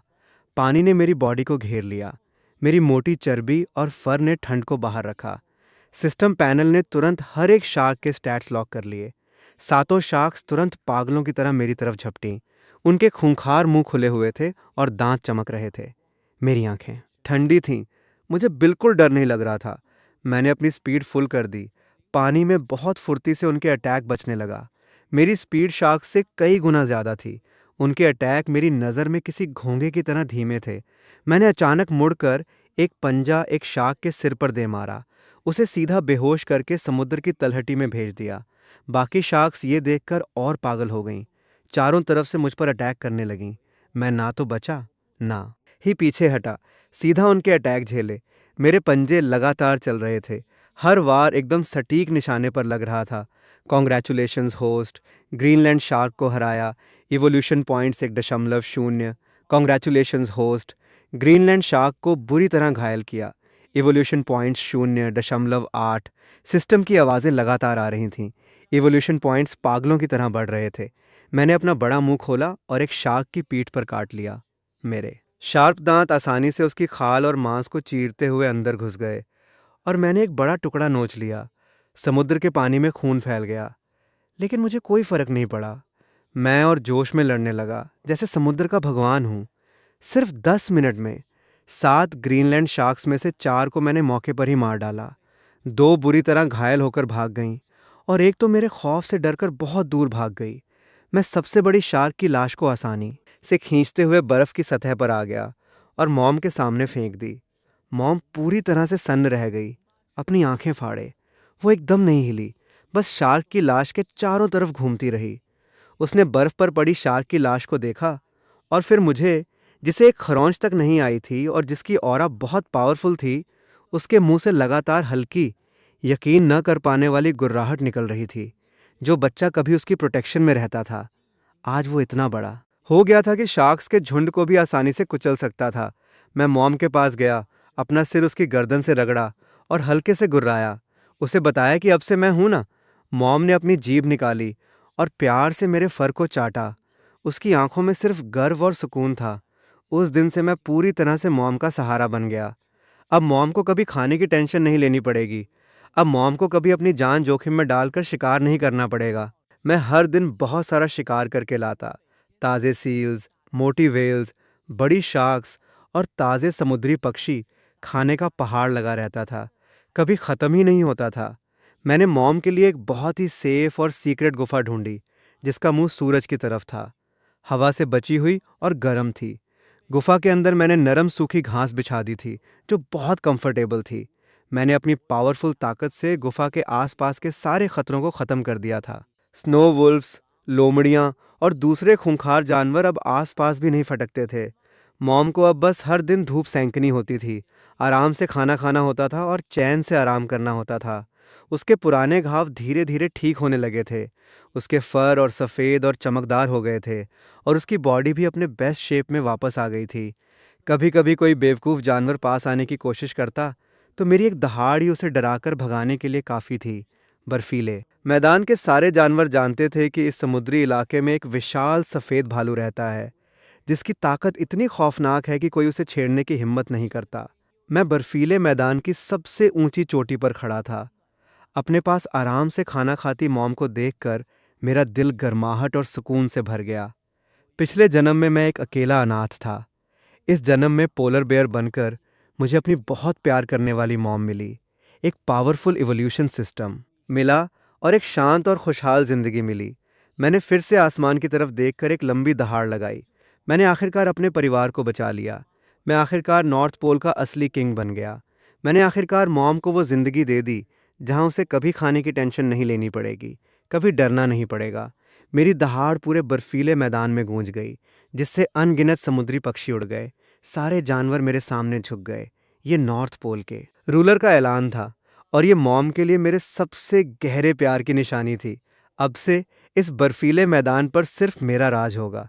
मेरे रहते मॉम हमेशा सुरक्षित रहेगी। मेरे रहते नॉर्थ पोल में कोई उसे छू भी नहीं सकता। मुझे लग रहा था कि मेरे पास नॉर्थ पोल की सबसे परफेक्ट लाइफ है, लेकिन जब भी मैं बर्फीले मैदान पर जोड़ों में घूमते कपल्स को देखता, मेरे दिल में एक अजीब सा खालीपन महसूस होता। मैं अब बड़ा हो चुका था, और मॉम भी धीरे धीरे बूढ़ी हो रही थी। मुझे अब अपनी एक पार्टनर चाहिए थी, जो मेरे ब्लड लाइन को आगे बढ़ाए। पोलर बेयर्स वैसे तो अकेले रहना पसंद करते हैं, लेकिन अकेलापन और ठुकराया जान झेल चुका मैं। किसी से ज़्यादा एक गर्मजोशी भरे साथ की तलाश में था। इस सुबह मैं हमेशा की तरह शिकार पर निकला। जैसे ही मैं बर्फ़ के एक इलाके को क्रॉस कर रहा था, सिस्टम ने अचानक अलर्ट दिया। अलर्ट, एक बड़ा पोलर बेयर ग्रुप डिटेक्ट किया गया है। संख्या 12, जिसमें एडल्ट मेल, फीमेल और कब्स शामिल हैं। वो आपके टेरिटरी के बॉर्डर में एंटर कर रहे हैं। मेरा दिल धड़का। मैंने अपनी स्पीड कम की और चुपके से अपनी बॉडी को छुपा लिया। नॉर्थ पोल के गहरे इलाकों में इतना बड़ा पोलर बेयर ग्रुप बहुत रेयर होता है। ये पहली बार था जब मैंने इतना कंप्लीट ग्रुप देखा था। मैंने धीरे से अपना सिर बाहर निकाला और सामने की तरफ देखा। 12 पोलर बेयर्स बर्फ की सतह पर फैले हुए थे। कुछ बर्फ खोदकर शिकार कर रहे थे, कुछ अपने बच्चों की देखभाल कर रहे थे, और कुछ आपस में खेल रहे थे। एकदम लाइवली माहौल था। एक बहुत ही मस्कुलर और बड़ा मेल बेयर ग्रुप के सबसे आगे खड़ा था और गार्ड कर रहा था।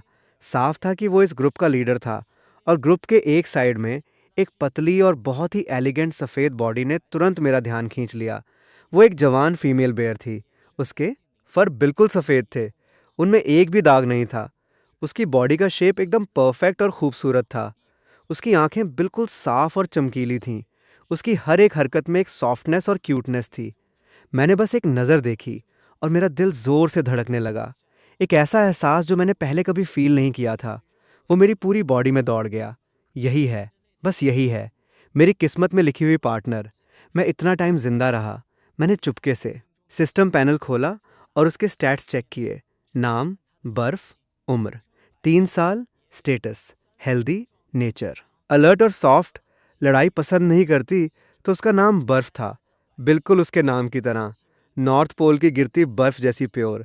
मैं अब खुद को रोक नहीं पाया। अपनी छुपी हुई जगह से बाहर निकला और बहुत ही कॉन्फिडेंट और स्टेडी स्टेप्स के साथ उस पोलर बेयर ग्रुप की तरफ बढ़ने लगा। मेरे आते ही पूरा ग्रुप अलर्ट हो गया। जो शिकार कर रहे थे वो रुक गए। बच्चों की देखभाल कर रही माँओं ने तुरंत अपने बच्चों को अपने पीछे छुपा लिया।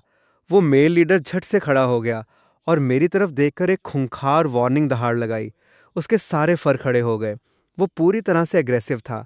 बाकी पोलर बेयर्स ने भी हल्की गुर्राहट की और डिफेंस पोजीशन ले ली। उनकी नज़र में मैं उनके टेरिटरी में घुसा हुआ एक अनजान मेल बेयर था।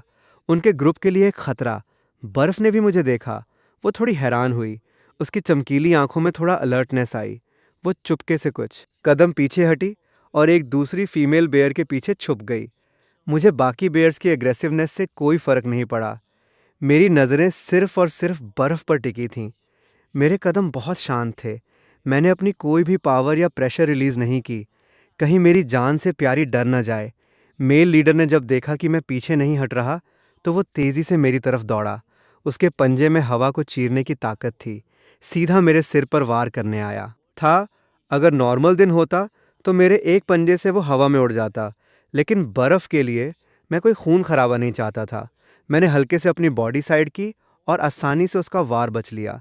साथ ही मैंने एक बहुत ही हल्की सी फ्रेंडली ऑरा रिलीज की और हल्के से गुर्राया, ये बताते हुए कि मेरा कोई बुरा इरादा नहीं है। मेल लीडर ने लगातार कई बार अटैक किया, लेकिन मैंने बहुत आसानी से सब बच लिए। उसे धीरे धीरे समझ आने लगा कि उसके सामने खड़ा ये मेल बेयर उससे कई गुना ज़्यादा स्ट्रांग है।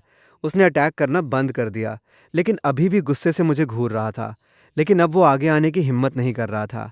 मैंने धीरे से अपना सिर झुकाया, पोलर बेयर्स के बीच दोस्ती दिखाने वाला पोज बनाया और फिर मुड़कर दूर की तरफ चल पड़ा। कुछ देर बाद मैं एक अभी अभी शिकार किया हुआ मोटा और ताज़ा सील मुंह में दबाए वापस आया और सील को बहुत ही प्यार से बर्फ के सामने रख दिया। फिर कुछ कदम पीछे हटा और बस शांति से उसे देखने लगा। मेरी आंखों में सिर्फ सॉफ्टनेस थी। पूरा पोलर बेयर ग्रुप हैरान रह गया। उन्होंने कभी इतना पावरफुल मेल बेयर नहीं देखा था, जो ना सिर्फ लड़ने या चैलेंज करने नहीं आया, बल्कि उल्टा खाना गिफ्ट करने आया। बर्फ ने अपने सामने पड़े ताज़े सील को देखा और फिर मेरी सॉफ्ट आंखों को देखा। उसकी आंखों का अलर्टनेस थोड़ा कम हुआ, लेकिन वो अभी भी आगे नहीं आई। बस हल्के से सिर हिलाया और हल्की गुर्राहट के साथ मना कर दिया। उसने मुझे रिजेक्ट कर दिया था। मुझे कोई निराशा नहीं हुई और ना ही गुस्सा आया। मुझे पता था कि प्यार ज़बरदस्ती नहीं किया जा सकता। नॉर्थ पोल की फीमेल बेयर्स वैसे भी बहुत केयरफुल होती हैं, और ऊपर से ये तो पहली नज़र का प्यार था। मैंने बर्फ की तरफ देखकर हल्के से गुर्राहट की, सील को वहीं छोड़ा और मुड़कर चला गया। मैं हार नहीं मानूंगा। मैं अपनी सच्चाई और प्रोटेक्शन से धीरे धीरे उसका दिल जीत लूंगा। उस दिन से मेरा एक लंबा और पक्का इरादे वाला पीछा करने का सफ़र शुरू हो गया। हर सुबह मैं बहुत जल्दी उठता और सबसे टेस्टी और मोटा शिकार करता। ताज़ा सील का मांस, रसीला व्हेल का मांस, मोटे समुद्री पक्षी, बड़ी आर्कटिक मछलियाँ, ये सब मेरे द्वारा चुने हुए स्पेशल गिफ्ट्स होते थे। मैं कभी ग्रुप के पास जाकर उन्हें डिस्टर्ब नहीं करता था, बस खाने को बहुत ही प्यार से उस बर्फ़ की सतह पर रख देता था जहाँ बर्फ़ अक्सर रहती थी, और फिर चुपचाप दूर हट जाता और बस दूर से उसे देखता रहता। जब तक वो खाना लेकर नहीं चली जाती, तब तक मैं चैन से नहीं जाता था। शुरू में बर्फ़ कभी भी मेरा खाना एक्सेप्ट नहीं करती थी, चाहे खाना उसके सामने ही क्यों ना हो। वो एक बाइट भी नहीं लेती थी, जब तक कि मैं बहुत देर तक वहाँ से चला नहीं जाता। तब जाकर वो ग्रुप के छोटे बच्चों को वो खाना खाने देती थी। ग्रुप के बाकी बेयर्स धीरे धीरे मुझसे डरना और दुश्मनी करना भूल गए, यहाँ तक कि वो मेल लीडर भी अब मुझ पर गुस्से से नहीं गुर्राता था। आखिरकार मेरा हर दिन लाया हुआ खाना पूरे ग्रुप का पेट भरने के लिए काफ़ी होता था। सिर्फ बर्फ़ अभी भी मुझसे दूरी बनाए हुए थी। हर बार मुझे देखकर वो चुपके से छुप जाती थी। उसकी आंखों में अभी भी थोड़ी दूरी थी, लेकिन मैंने कभी हार नहीं मानी। 1 दिन, 2 दिन, 3 दिन, 10 दिन, आधा महीना, 1 महीना, चाहे तूफान हो या बर्फबारी, चाहे बर्फ पर चलना कितना भी मुश्किल क्यों ना हो, मैंने हर दिन उसे खाना खिलाया। एक भी दिन मिस नहीं किया। मॉम ने मेरे दिल की बात समझ ली थी। इस दिन जब मैं खाना लेकर जाने के लिए निकल रहा था, मॉम ने मुझे देखा और हल्के से गुर्राई, जैसे मुझे चीयर अप कर रही हो। मेरा दिल गर्म हो गया। मैंने झुककर मॉम के माथे को प्यार से चूमा और मुड़कर ग्रुप की दिशा में चल पड़ा। इस दिन मैं हमेशा की तरह एक बहुत बड़ा और स्पेशल व्हेल का मांस बर्फ के सामने रखने गया। बर्फ आज हमेशा की तरह नहीं छुपी। वो बिल्कुल शांत अपनी जगह पर खड़ी थी।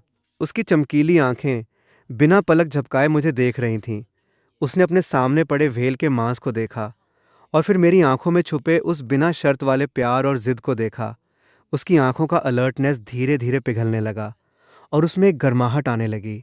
वो धीरे धीरे आगे बढ़ी, अपनी नाक से हल्के से व्हेल के मांस को छुआ और फिर सिर उठाकर मेरी तरफ देखकर बहुत ही हल्के से गुर्राई। उसकी आवाज़ बहुत सॉफ्ट और प्यारी थी। उसमें बिल्कुल भी एग्रेसिवनेस नहीं थी।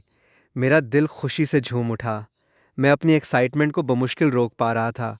उसने आखिरकार मेरा खाना एक्सेप्ट कर लिया था। मैं अपनी जगह पर खड़ा रहा, कोई बड़ा मूवमेंट नहीं किया, बस अपनी सबसे सॉफ्ट नज़रों से उसे देखता रहा।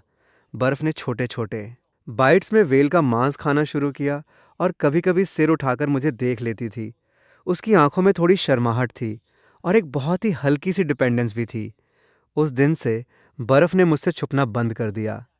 मेरे खाना रखने के बाद वो तुरंत वहाँ से नहीं जाती थी, बल्कि शांति से मेरे साथ थोड़ी देर रुकती थी और कभी-कभी मेरी तरफ देखकर बहुत ही प्यारी और हल्की गुर्राहट करती थी।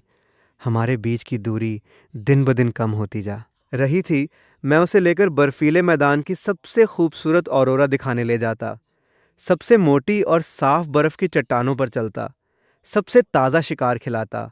मैं अपनी बड़ी बॉडी से उसे कड़कड़ाती ठंडी हवाओं से बचाता, अपनी ताकत से उसके आसपास के सारे खतरों को दूर भगाता। स्नो वुल्फ्स पास आने की हिम्मत नहीं करते, शार्क्स उसे छेड़ने की सोच भी नहीं सकती थीं। यहाँ तक कि बाकी मेल बेयर्स भी जब मुझे उसके साथ खड़ा देखते तो रास्ता बदल कर चले जाते। बर्फ को धीरे धीरे महसूस होने लगा था, मेरे उस यूनिक और स्पेशल प्यार का, मेरी पावरफुल ताकत के नीचे छुपी केयर का, मेरे दिल की सच्चाई का। इस दिन मैं हमेशा की तरह बर्फ के साथ बर्फ की सतह पर वॉक कर रहा था। एक शांत तैरती बर्फ की चट्टान पर पहुंचकर मैं रुक गया और बर्फ की तरफ देखकर बहुत ही हल्के से गुर्राया। पोलर बेयर्स के प्रपोज करने वाली स्पेशल आवाज़ निकाली। बर्फ की बॉडी हल्के से कांपी। उसने धीरे से अपना सिर उठाया। उसकी चमकीली आंखों ने मेरी तरफ देखा। उसकी आंखों में सिर्फ प्यार और शर्माहट थी। वो पीछे नहीं हटी।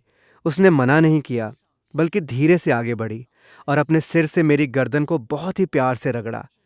ये हाँ का सिग्नल था, ये एक्सेप्ट करने का सिग्नल था। मैं एक्साइटमेंट से पूरी बॉडी से कांपने लगा। मैंने धीरे से अपना पंजा बढ़ाया और बहुत ही प्यार से उसे अपने करीब खींच लिया। मैंने आखिरकार अपनी प्यार करने वाली पार्टनर को पा लिया था। मैं अब और अकेला नहीं था। मैं बर्फ़ को लेकर अपने टेरिटरी में वापस आ गया, अपनी मॉम के पास। मॉम ने बर्फ़ को देखा। उसकी आंखों में बहुत खुशी थी। वो लगातार बर्फ़ के चारों तरफ घूम रही थी, बिल्कुल अपनी बेटी की तरह, बहुत प्यार और अपनापन दिखा रही थी। बर्फ़ भी बहुत समझदार थी। उसने मॉम की तरफ देखकर हल्के से गुर्राहट की। बहुत ही सॉफ्ट और क्लोज फीलिंग के साथ मॉम अब गुफा की देखभाल करती थीं। बर्फ़ मेरे साथ रहती थी और मैं बाहर जाकर शिकार करता और लगातार खाना लाता। हमारी ज़िंदगी बहुत ही शांत और खुशहाल थी। दिन बीतते गए। नॉर्थ पोल की कड़कड़ाती सर्दियाँ धीरे धीरे ख़त्म होने लगीं। गर्म सूरज की रोशनी बर्फीले मैदान पर पड़ने लगी। बर्फ़ की बॉडी धीरे धीरे गोल होने लगी और उसकी चाल भी थोड़ी धीमी हो गई। मेरा दिल जानता था वो जल्द ही हमारे बच्चों को जन्म देने वाली थी। मैं उसकी और भी ज़्यादा केयर करने लगा, सबसे ज़्यादा न्यूट्रिशियस शिकार लाता, गुफा के आसपास की हर छोटी बड़ी प्रॉब्लम को ख़त्म करता, एक पल के लिए भी उससे दूर नहीं जाता। डरता था कि कहीं उसे कुछ हो न जाए। मॉम भी बहुत ध्यान रख रही थी। हर दिन सूखी घास से गुफा को सेट करती, अपनी जीभ से बर्फ़ के फर को साफ करती, बिल्कुल वैसे ही जैसे उसने मेरी परवरिश की थी। बर्फ़ की भी वैसी ही केयर कर रही थी। इस शाम गुफा के अंदर से बर्फ़ की बहुत ही हल्की और प्यारी गुर्राहट की आवाज़ें आईं। मैं और मॉम तुरंत टेंशन में आकर उसके पास गए। कुछ देर बाद 3 छोटे छोटे फर से ढके हुए छोटे से शैडो हमारे सामने आ गए। 3 बेबी बेयर्स, 2 मेल और 1 फीमेल, बिल्कुल सफ़ेद, छोटे और बहुत क्यूट, अपनी आंखें बंद किए हुए बहुत ही हल्की आवाज़ें निकाल रहे थे। मैंने अपनी आंखें फाड़कर इन 3 छोटी सी जानों को देखा। मेरा दिल बहुत ज़ोर से धड़क रहा था। एक ऐसी खुशी और सॉफ्टनेस जो मैंने पहले कभी फील नहीं की थी, वो मेरे पूरे सीने में भर गई। मैं पापा बन गया। मेरे अपने बच्चे हैं। मेरा अपना एक छोटा सा परिवार है। मैं एक्साइटमेंट से पूरी बॉडी से कांप रहा था। बहुत ही केयरफुली अपना पंजा बढ़ाया और सबसे छोटे बेबी बेयर को बहुत ही हल्के से छुआ। मेरी हरकत इतनी सॉफ्ट थी कि कहीं उन्हें चोट न लग जाए। बर्फ़ थकी हुई एक तरफ लेटी थी, अपने 3 बच्चों को देख रही थी। उसकी आंखों में एक माँ का प्यार साफ दिख रहा था। मॉम तो खुशी से पागल हुई जा रही थी, लगातार तीनों छोटे बेयर्स को चाट रही थीं। उसकी आंखों में सिर्फ प्यार था। मैंने अपने पास लेटी बर्फ़ को देखा, अपने 3 क्यूट बच्चों को देखा और खुश होती मॉम को देखा। मेरी आंखों से आंसू छलकने ही वाले थे। कभी मैं एक ठुकराया हुआ छोटा काला भालू था, बिल्कुल अकेला, मरने के लिए छोड़ दिया गया था। और आज मेरे पास मुझे प्यार करने वाली मॉम है, मेरे पास मेरी प्यार करने वाली और सॉफ्ट पार्टनर है। मेरे पास 3 क्यूट बच्चे हैं, एक शांत और पावरफुल टेरिटरी है, कभी ख़त्म न होने वाला खाना है और हमेशा के लिए खुशियाँ हैं। ये वो ज़िंदगी थी जिसके बारे में मैंने सपने में भी नहीं सोचा था। मैं धीरे से बर्फ़ के पास लेट गया और तीनों बेबी बियर्स को बहुत ही प्यार से अपने बीच में रख लिया। अपनी विशाल बॉडी से उन्हें हर ठंड और हवा से बचा लिया। अब से मुझे सिर्फ मॉम की नहीं, बल्कि अपनी पार्टनर की भी रक्षा करनी थी। अपने तीनों बच्चों की रक्षा करनी थी। अपने इस पूरे और गर्मजोशी भरे परिवार की रक्षा करनी थी। तीनों बेबी बेयर्स धीरे धीरे बड़े होने लगे। सबसे बड़ा बहुत शांत और बहादुर था, बिल्कुल मेरी तरह जिम्मेदार। दूसरा बहुत स्मार्ट और शरारती था, हमेशा नई जगहों पर एक्सप्लोर करना पसंद करता था। और तीसरी सबसे छोटी और सबसे क्यूट थी, हमेशा बर्फ़ और मॉम के आसपास चिपकी रहती थी। मैं हर दिन अपने बच्चों को लेकर बर्फ़ की सतह पर जाता, उन्हें शिकार करना सिखाता, तैरना सिखाता, फाइट करना सिखाता। मॉम ने मुझे जो कुछ भी सिखाया था और इवोल्यूशन से मुझे जो भी ताकतें मिली थीं, वो सब मैं उन्हें सिखा रहा था। मॉम और बर्फ़ गुफा में आराम करतीं और बच्चों की देखभाल करतीं। कभी कभी साथ में टहलने जातीं, साथ में धूप सेंकतीं और साथ में खेलतीं।